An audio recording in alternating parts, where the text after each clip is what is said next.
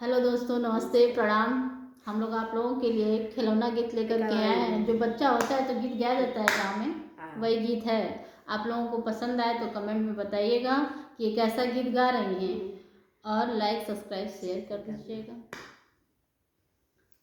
चूड़ी बजाएगी बजाए कंगना हो, चूड़ी बजाएगी बजाए कंगना, आपन साजन मनाए की खिलाए ललना, आपन साजन मनाए की खिलाए ललना।